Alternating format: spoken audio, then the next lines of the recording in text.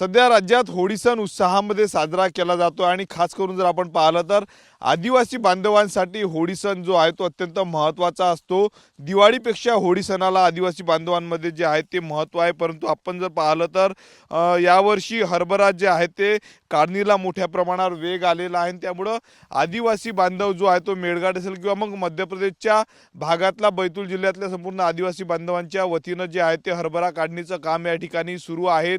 आपण बघू शकतो यावेळेस जर आपण पाहिलं तर जे काही आदिवासी बांधव आहे, अनेक आदिवासी बांधव जे आहेत ते होळीला आपल्या गावी परतले नसल्याचं दृश्य पाहायला मिळत आहेत। सध्या जर आपण पाहिलं तर मोठ्या प्रमाणावर हरभरा काढणीला जो आहे तो वेग आला आहे। याच आदिवासी मजुरांच्या माध्यमातून कामं जी आहेत ती केली जात आहे। दरवर्षी जर आपण पाहिलं तर संपूर्ण ठिकाणी अमरावती जिल्ह्यामध्ये जर आपण पाहिलं तर मेळघाट असेल किंवा मग लगतच्या असलेल्या मध्य प्रदेशमधून आदिवासी बांधव कामासाठी येत असतात आणि त्यानंतर होळीसाठी जे आहे ते संपूर्ण आदिवासी बांधव परत जात असतात। परंतु यावर्षी मात्र आदिवासी बांधव काही अनेक भागातले आदिवासी बांधव परत गेले नाही। त्यामुळे होळी जी आहे ती त्यांची होळी यावर्षीच साजरी होणार आहेत। काही आदिवासी बांधव देखील आपण त्यांच्यासोबत बोलण्याचा प्रयत्न करणार आहोत।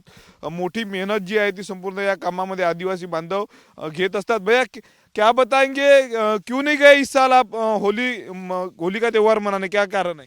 अरे छुट्टी नहीं मिल रहा ना इधर से। अच्छा, उसका पास लेके कितने लोग हैं आप? 10। कौन सा गांव है आपका? कौन से गांव से आए आप? रंबा रंबा कहाँ था ये? चांदू।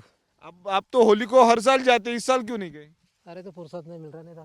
काम ज्यादा लिया है क्या? हाँ ना, कब जाएंगे फिर? होली के बाद। होली त्योहार तो बहुत अच्छे से तुम लोग मनाते सब, हाँ ना, फिर इस बार नहीं गए? इस बार नहीं गए ना। ये काम होने के बाद जाएंगे आप? हाँ, काम होने के बाद। आपण बघू शकतो या ठिकाणी संपूर्ण कष्टकरी आदिवासी बांधव आहेत।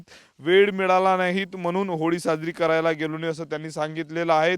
दरवर्षी जर आपण पाहिलं जवळपास 5 दिवसांची होळी संपूर्ण आदिवासी बांधव आपल्या मेळघाटमध्ये साजरी करत असतात।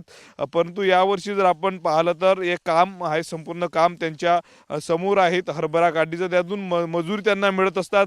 हे जर मग काम निघून गेलं तर मग वर्षभराचा उदरनिर्वाहाचा देखील प्रश्न त्यांच्या समोर असतो आणि त्यामुळे जर आपण पाहिलं तर पुढच्या काही दिवसांमध्ये होळीसाठी त्यांनी जाणार असल्याचं सांगितलेलं आहे। कॅमेरामॅन निकेत दहातोंडेसह मी स्वप्नील उमाप, TV9 मराठी, अमरावती।